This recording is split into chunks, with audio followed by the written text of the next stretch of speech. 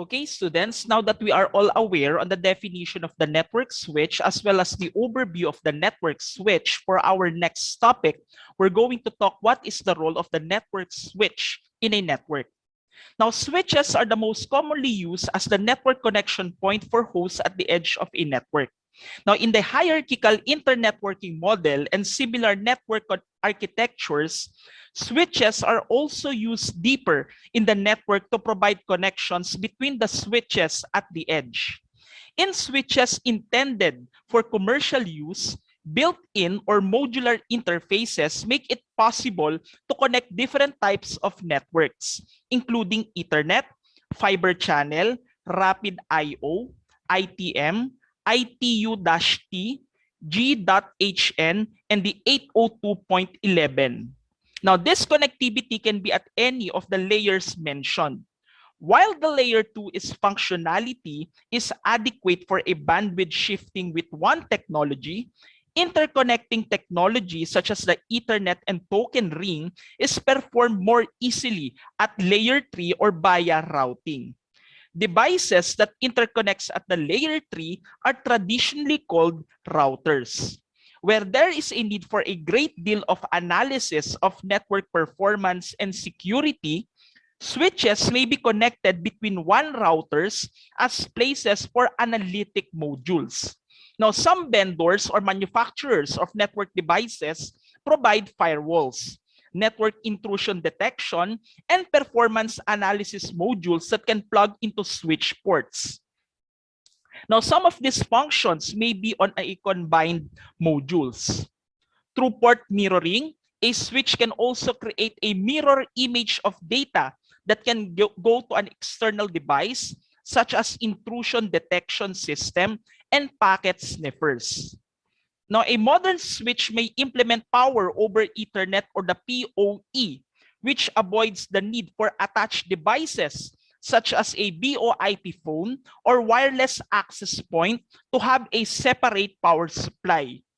Now, since switches can have redundant power circuits connected to uninterruptible power supplies, the connected device can continue operating even when regular office power fails. Hello guys and welcome na naman sa ating new video. Ang pag-usapan naman natin ngayon is differences of hubs, switch, and routers. Okay, so mag-start tayo sa hub. So what is a hub? Ano nga ba siya? It works as a layer 1 device. So kung nasa layer 1 device siya, it's a physical layer, 'di ba? Yung last na video na in-upload ko rin is about OSI model. Doon in-explain ko yung mga different layers ng OSI.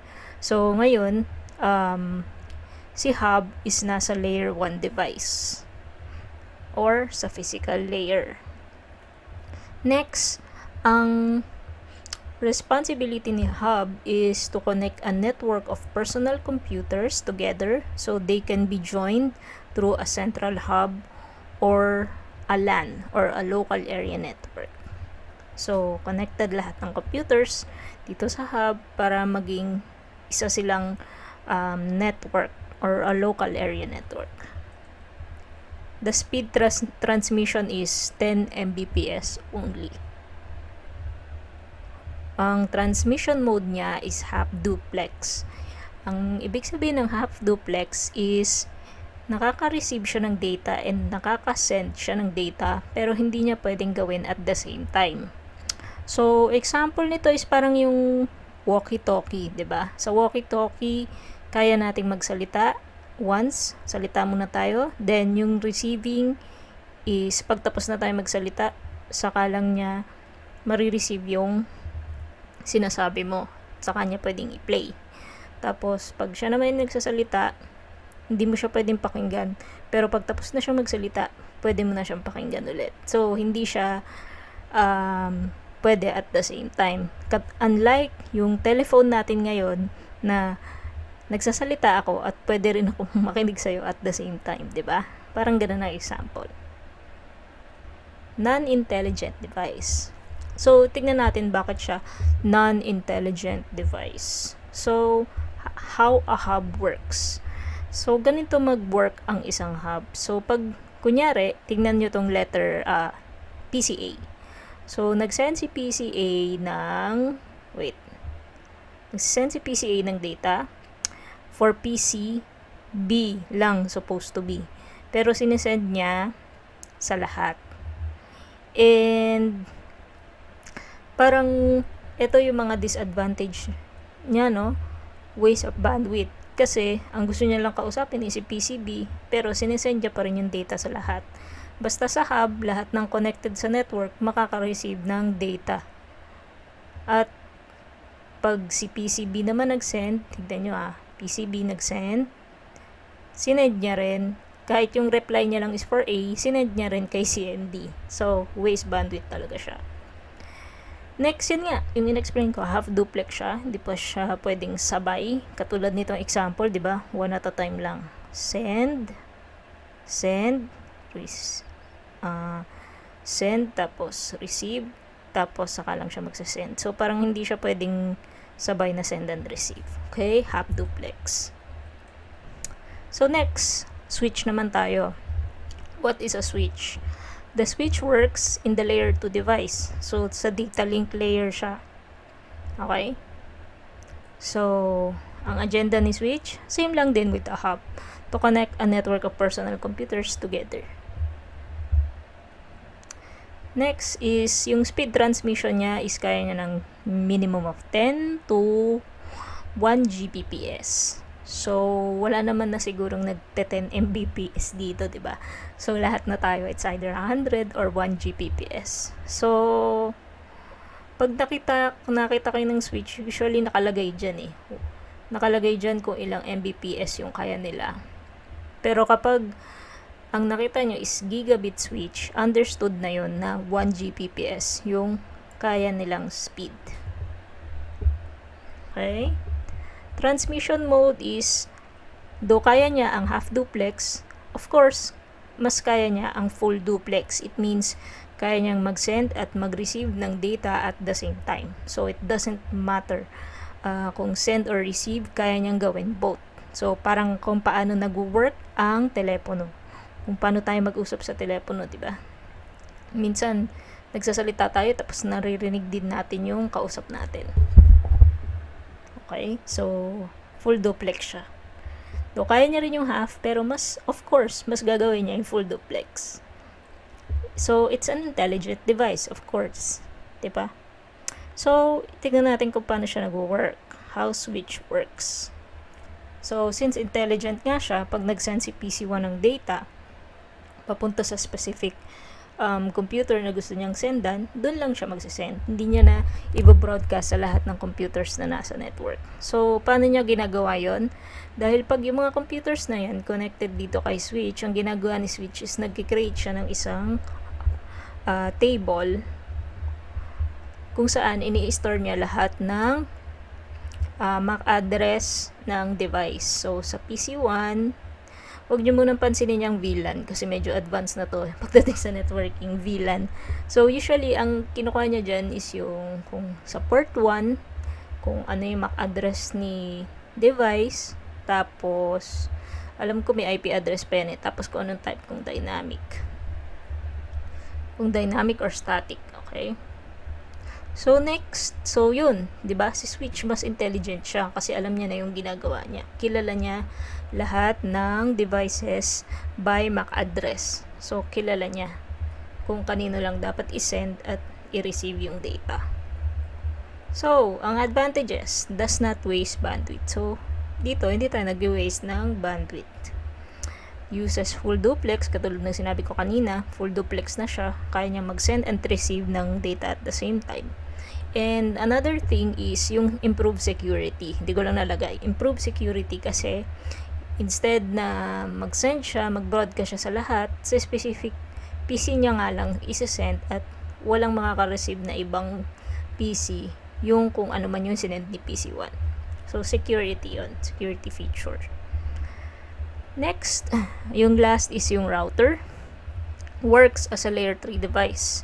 So, sa network layer siya. Nagfo-fall. Okay? Na-explain ko sa OSI model video ko kung Bakit nasa network layer si router? So, next, ang definition niya, it's a doorway for your internal network to the outside world. So, sa mga bahay natin, tsaka sa opisina, meron tayong router na pag sa bahay, ito yung wifi na tapos router pa siya. Yung binibigay ni ISP, yan. Yan yung router. Para makalabas yung data natin sa internet. Speed transmission is 10 Mbps to 1 Gbps. Transmission mode is also full duplex. So, it's an intelligent device. So, wala akong animation pero this is a sample diagram on how a router works. So, yung PC or yung laptop nakakonect sa switch, tapos yung switch nakakonect sa router. So, dito na siya lalabas sa internet. Okay? So, ito nga yung doorway to the outside world. Minsan, pag sa bahay ka lang naman, di mo na kailangan ng switch. Kasi, naka-wifi ka naman na. So, minsan, itong laptop, diretso na kagad dito. Kasi, may mga ports din sa likod si router na pwede rin siyang maging switch. Pero, limited lang. Mga 4, ganun. 4, 6, ganyan. Max. Pero, hindi siya pwedeng sa mga enterprise or sa mga office, hindi pwede. Kailangan meron tayong switch sa loob. Kasi mas mas maraming ports, mas maraming PC na makakonnect. Okay? So, yun yung difference ng tatlo, si hub, switch, tsaka sa router. Sana marami kayong natutunan or may natutunan kayo ngayon. So, next video ulit, guys. Okay? So, paki-share and subscribe na lang po. Sana makaabot tayo ng 1K. Okay? Thank you. Bye-bye. Did you just set up a brand new Wi-Fi 6 connection but it's slowing down because your cousin keeps stealing it to watch prawn in 4K? What? He's a master Aquarius, ma? Or is your Wi-Fi keep lagging until mother cannot recognize and make you lose in Valorant, Apex Legends, LOL, Dota, and okay fine, CS go away? Today I'm gonna explain something to you that might be the solution to all your network problems. Introducing the network switch. I'm gonna explain to you what this is and why you would need one in your home, in your office, and in your home office. Technically,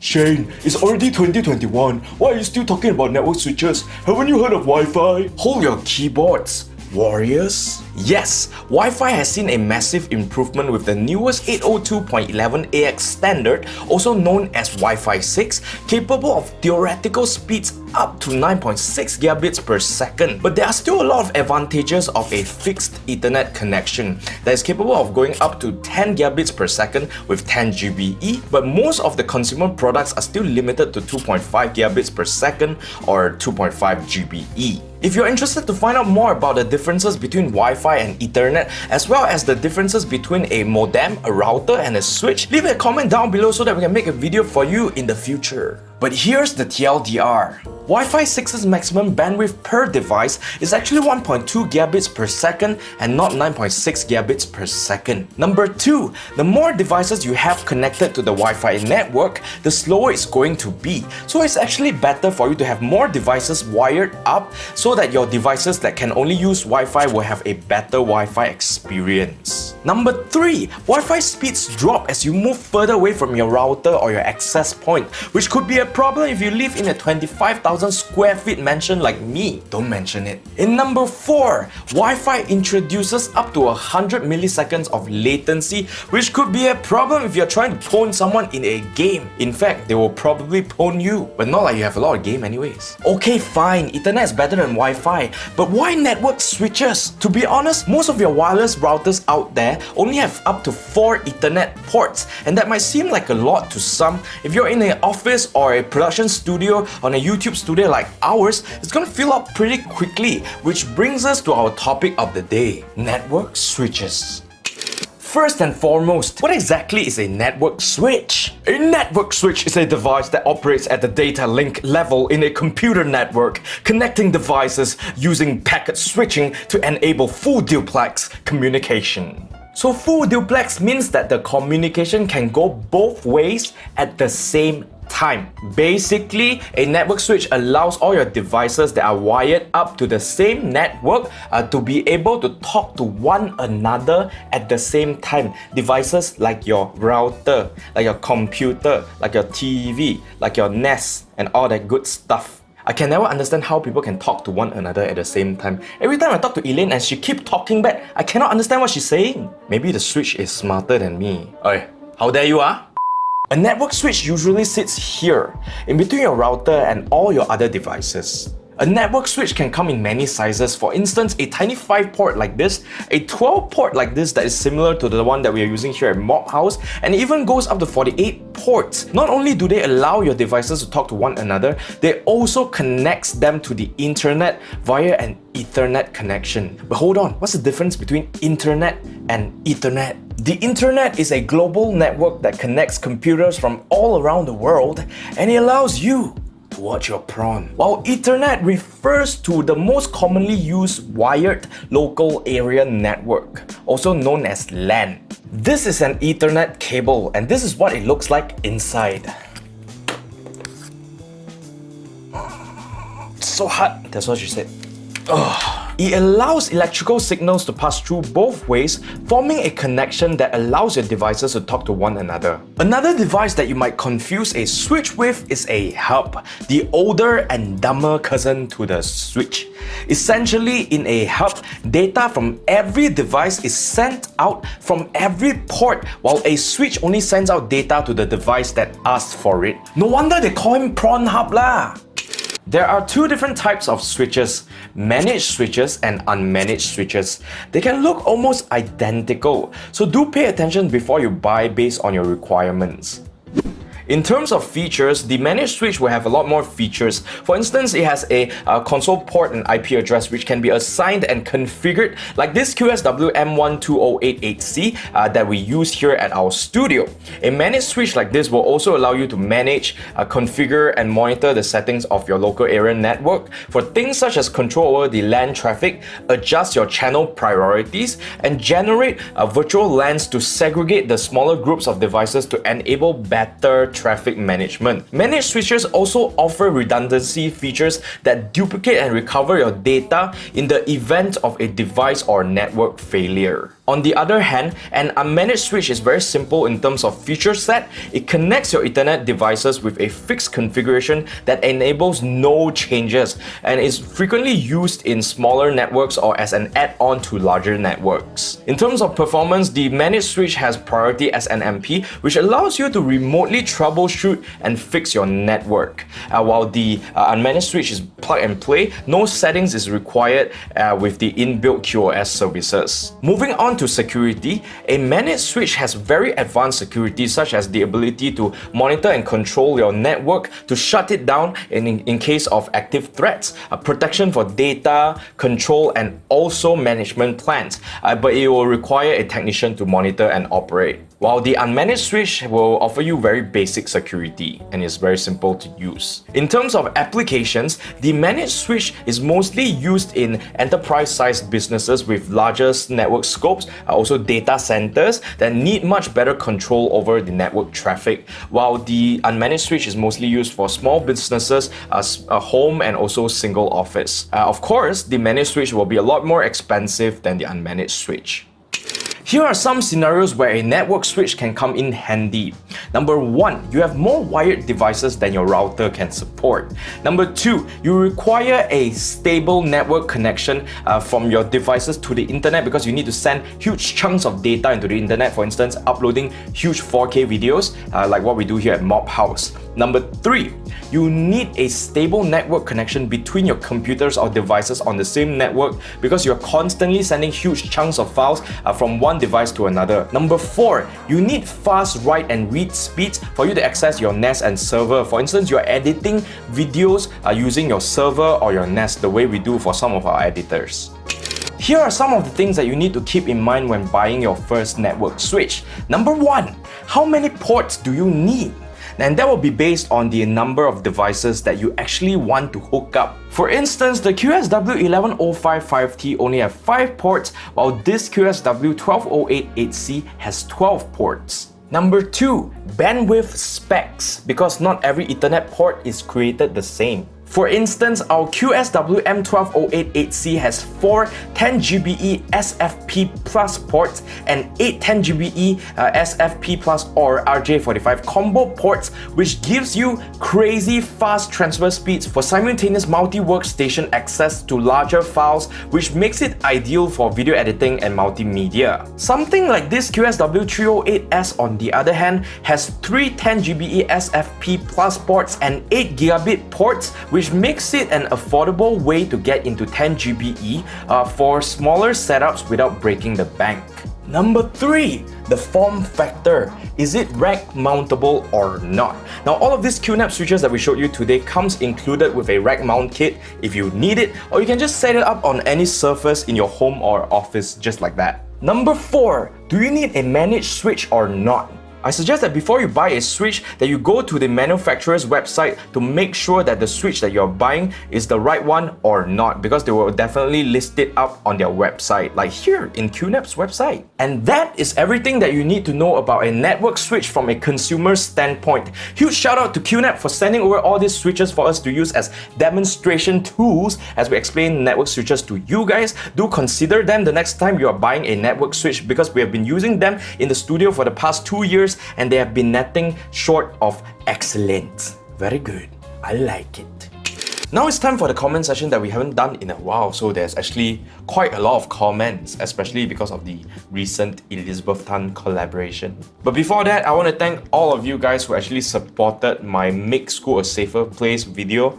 Thank you guys very much. We should definitely keep at it and spread more awareness about this. So moving on to the next video. In our NZXT N7B550 motherboard review, Yaan Loper said, "Great job on this video, subscribe, highly entertaining and funny. Thank you, bro." Faiz Muhammad said, "Damn funny, good job. Why view so cheap?" Because we haven't been focusing on YouTube so much. But with your help, we can get more subscribers. Please share it out to all your friends. Coroy said, "Not recommended for competitive FPS games due to the Stormtrooper theme. I see what you did there." In our Lumos Aura structural video, Who mentions it, 6000 lumen. Seems like it's gonna get hot, but he agreed with the brightness control. Yeah, I think it would be great if we can actually lower it down for a darker room so that we can, you know, save the lifespan on the bulb. I don't think it works that does it? I actually really wanted to respond to some of the comments from the Elizabeth Tan collaboration, but there is simply too many. So if you guys want us to actually respond to some of these comments, leave a comment down below and I might just make like a special video responding to your comments. How about that? If you thought this video is awesome, you know what to do, and don't forget to leave a comment down below if you have any questions about anything that I discussed with you today. And also don't forget to subscribe to our YouTube channel and hit the notification bell to see more content like this, and follow us on Facebook and Instagram to see more shenanigans from the Mob House crew. And I will see you in the next one. Bye!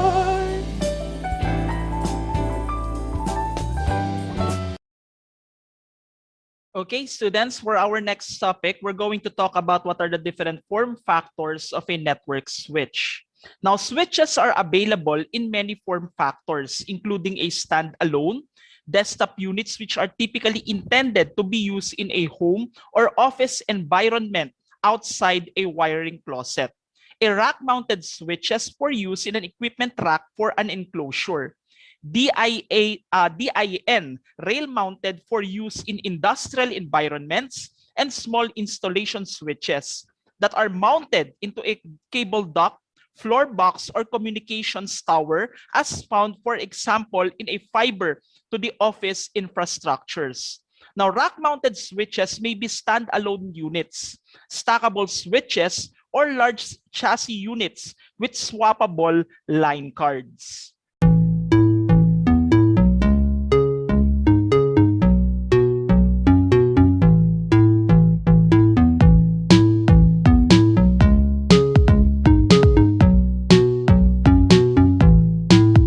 Hi guys, today meron tayong tutorials. Bali, gagawa tayo ng basic networking. Gagamit tayo ng desktop and also laptop. And gagamit din tayo ng network devices like TP-Link router and also TP-Link switch. Bali, step by step lang yung settings natin kung paano natin i-connect yung mga wires niya at i-connect sa mga devices. So, start na natin gawin guys para makuha nyo kung paano nyo rin gawin once na meron na kayong mga network devices. So, let's start. So, power na natin yung ating router. Yung TP-Link router natin guys.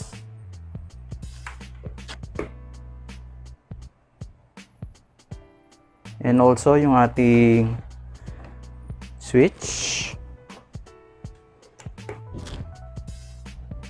Naka-power na sila.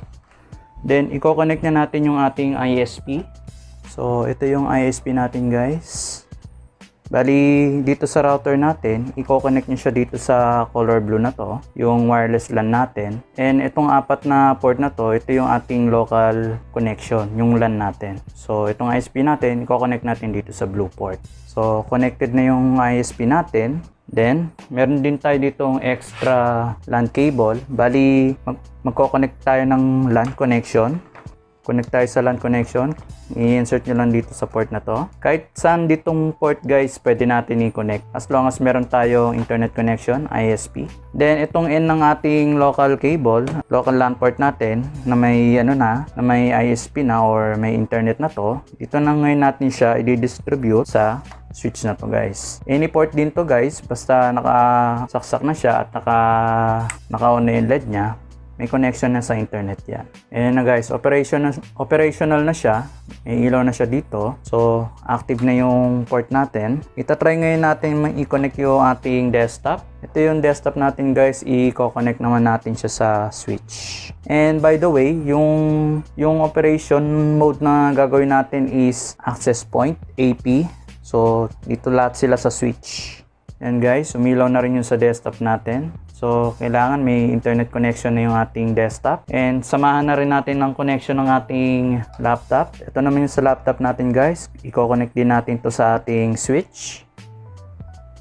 So, makikita nyo guys, lahat silang tatlo. Itong tatlo guys, umiilaw na. Ibig sabihin yan, operation na yan, online na yan. Hindi siya offline. Pag offline, nakapatay yan. Pero pag umiilaw siya ng ganito at nagbe-blink siya, ibig sabihin nun nagwo-work yung data transmission natin o yung ISP, internet. So, lapag natin ito guys. Then, punta tayo sa desktop natin. Dito sa Windows natin, ito guys, connected na tayo, internet access. Para malaman nyo kung ano yung IP address ng router natin, type nyo lang dito sa search, CMD, then enter. Dito sa CMD guys, i-type nyo ipconfig. Then enter. Bali yung IP ng computer natin is, dito nyo siya makikita sa baba. Ito yung IP address ng computer natin. Then ito naman, ang kukunin natin is yung IP ng default gateway. Yung mismong sa natin, sa modem natin na pinagkabitan ni router. So, natin to, i-copy natin to sa browser. On natin yung browser natin, guys. Then, kunin natin yung IP address nito. 192.168.60.1. Then, enter nyo lang. Make sure lang na alam nyo guys yung sa modem nyo o yung nasa ISP nyo kung ano yung password nun para makapasok kayo dito. Ito kasi yung ISP na kinukuhanan natin ng internet. Then, nandito na tayo sa Graphical User Interface o yung GUI. Punta tayo sa status. Then, drag nyo lang pababa. Dito, meron tayo nakalagay na local network. Click nyo lang yung local network natin. Dito sa local network natin guys, punta lang kayo sa DHCP client table. Dito sa DHCP client table guys, dito naka-appear yung ating router or yung ating Archer C24, yung TP-Link. Ito siya guys. Then kukunin lang natin is yung IP address niya. Bali yung IP address ng router natin na ito is 60.101. So, din natin to. Ita-type din natin to sa browser natin. So, labas na tayo rito. Type natin 192.168.60.101. Then enter nyo. So, ito na guys yung ano natin, yung sa router natin, yung TP-Link natin, ang ating Archer C24. Make sure lang na nakapag-create na kayo ng local password nyo sa inyong Tether app. And also, check nyo na rin yung link natin sa TP-Link Archer C24 kung paano mag-create ng password sa local. So, type nyo lang dito yung local password nyo. Enter. So, ito na guys yung yung status ng ating router. Dito nyo makikita lahat yung network map, internet, wireless, tsaka yung system niya. Bali yung ginawa natin ngayon is access point. Ito siya guys. Ito yung mode na ginawa natin. And check nyo rin guys yung ating link about sa settings ng range extender mode. So, ito na guys, na-open na natin yung ating graphical users ni TP-Link Archer C24 na setup na natin ng ating basic network connection. Bali, check natin yung internet speed natin. Check muna natin dito sa ating desktop. So, type natin ang net speed.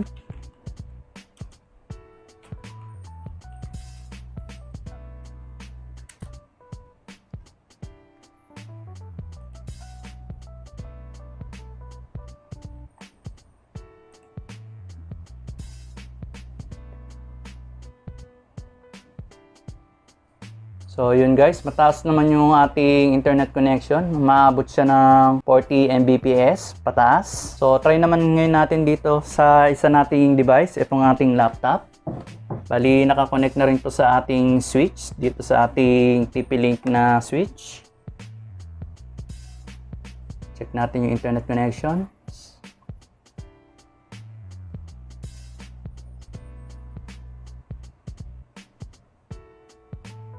So, working naman yung ating laptop. So, by the way, pwede rin natin siyang i-wireless. Bali, tatanggalin nyo lang yung connection ni laptop. Ito yung sa laptop natin guys. Wait lang, hintayin natin tumatapos yung ating net speed. Okay, so, kung gusto nyo naman ng wireless, bali, remove nyo lang yung cable ni laptop dito sa switch. So, wala na tayong connection dito sa screen natin dito sa baba. So, click nyo lang, i-right click nyo lang to guys. Then, open network and sharing center. Then, punta lang kayo sa change adapter settings. Then, i-right click nyo na to. Disable nyo na yung LAN. Kung ayaw nyo naman i-disable yan, pwede ring i-enable nyo lang. I-enable na natin tong ating wireless para magamit na natin yung wireless connection natin. Enable. So, exit na tayo dito. Then, punta tayo dito sa ating network status. Click nyo lang to. Then, connect tayo dito sa ating testnet. Ito yung name ng ating router, testnet, sa wireless connection. So, connect. Make sure lang guys na alam nyo yung password ng router nyo para makakonect yung ating device. Type nyo lang. Then, okay. Tapos, home network lang tayo guys. Next. Cancel na natin to guys. Ano lang to, sa mga share settings lang siya. Cancel nyo na siya. Ang importante is naka-connect na tayo dito sa ating wireless. And guys, connected na tayo sa wireless natin dito sa ating Archer C24 access point. So, test natin ulit. So, yun guys, working na yung internet connection natin. 40 Mbps pataas. So, yun guys, na-setup na natin yung network natin gamit yung mga network devices natin na TP-Link router and switch. So, sana may natutunan kayo sa mga tutorials natin for today. So, don't forget to support our channel by subscribe and click nyo rin yung ating notification bell. So, see you later guys!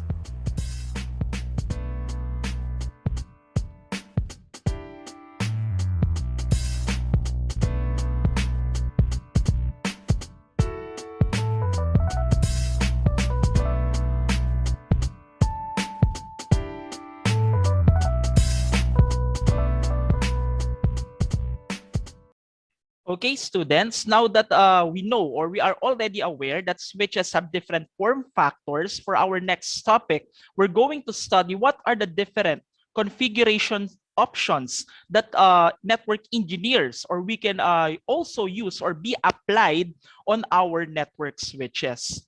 Now, unmanaged switches have no configuration interface or options. They are plug and play. They are typically the least expensive switches and therefore often used in a small office or home office environment. Unmanaged switches can be desktop or rack mounted. Managed switches have one or more methods to modify the operation of the switch.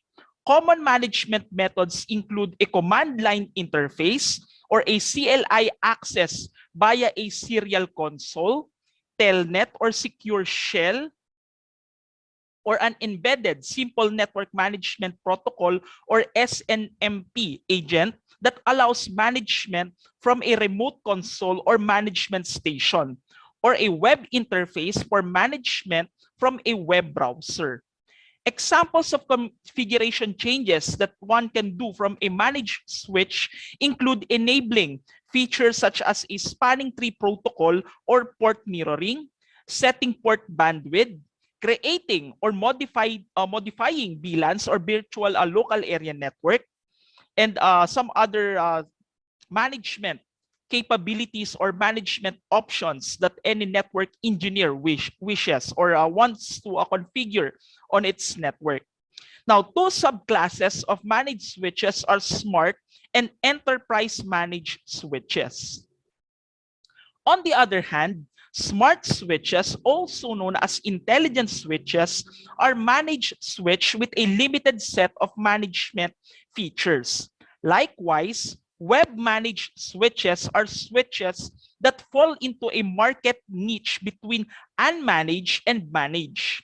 For a price much lower than a fully managed switch, they provide a web interface and usually no CLI access, and allow configuration of basic settings such as VLANs, port bandwidth, and duplex.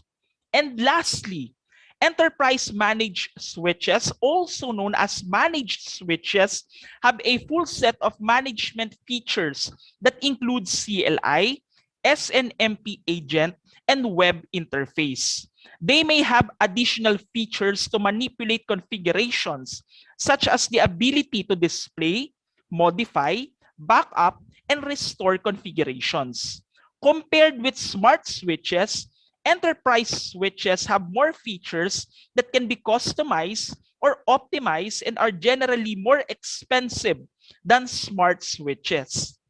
Enterprise switches are typically found in networks with a larger number of switches and connections, where centralized management is a significant savings in administrative time and effort. A stackable switch is a type of an enterprise managed switch. Kamusta mga pirata? Liam here, and guess what arrived in the mail today? Alright, if my hula is correct, this is supposed to be a PoE router switch. So we're gonna unbox it, and I'm going to explain as I'm unboxing. Okay, so for those of you who don't know what a PoE router switch is, PoE means power over Ethernet. So you know those LAN cable, Ethernet cable thingies you have for your routers? Basically what this does is it allows current to flow through those so that you can use another PoE router, so that you don't have to plug the router into the power socket. The only thing you need to power the router is your LAN cable. Anyways, let's cut this thing. Come on. I ordered this off Lazada for around 3,700 pesos, and there it is. Alright, the TP-Link 8-port gigabit Easy Smart Switch with 4-port PoE. That's a whole lot of words, guys. Anyways, it has a cool box. Look at that, it's pretty shiny. Ooh, shiny. Shiny. It looks like one of those, you know, special Pokemon cards you get when you, like, you know, those foil cards. It looks like one of those. Look how shiny that is, guys. Ooh, is the mic even turned on? Okay, the mic's turned on. I thought the mic wasn't on. It would have been bad. Okay, so let's get into the unboxing.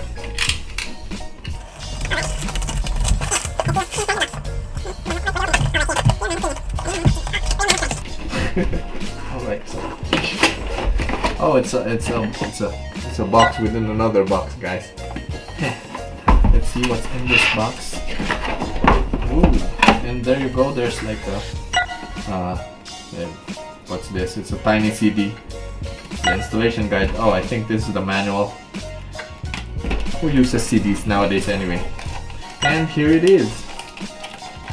The main router, PoE router switch. We'll check that out later, guys. For now, we'll see with the accessories. And oh, yeah.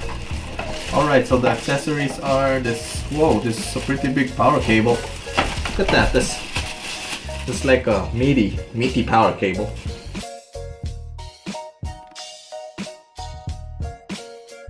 Oh, there it is. It's pretty basic, but it feels pretty nice. It's made from this metal thingy. Not sure if it's aluminum composite or just metal. And it has this like cool aluminum finish. And then these are the PoE switch holes, LAN holes, the PoE LAN holes where you could attach your PoE routers. Okay, so that is it, guys. I'm just gonna admire how smooth it is. That's the weirdest. Oh, it smells pretty nice. You know that new car smell? I think every piece of technology has a new technology smell. This thing definitely has it. It smells like those.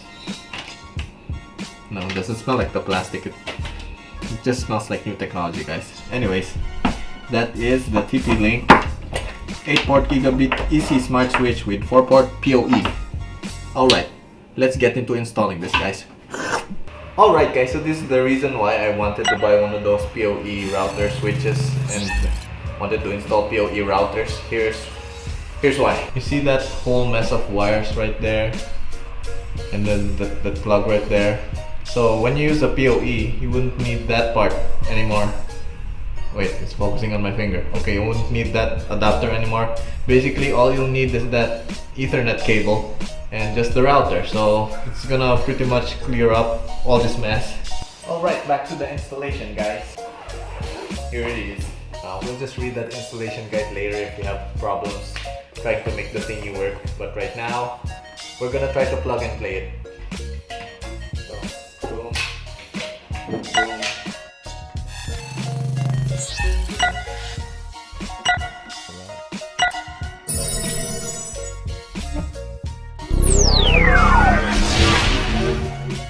I think it worked because there's a little green light on our PoE router switch and the router isn't connected into any electricity, so we're gonna test that. Alright. Okay, so that's what I assigned the router to be, air lobby. And apparently we're connected. Speed test. Alright guys, so it was a major success. I didn't think that it'll work that quickly. Most of the times all the tech thingies that I do don't really work as smoothly as that one, so I'm pretty surprised. Maybe the router's gonna catch fire later or something wrong's gonna happen. Anyways, right now we are gonna enjoy our victory over this PoE router and we're gonna rest. Alright guys, that was my video about the TP-Link PoE router thing. I hope you liked this video and found it a little bit entertaining or informative of some sorts. Anyways, if you like this video, please leave a comment down below of what I should do next. And please subscribe for more videos like this from your boy Lian. And as always, flying peace!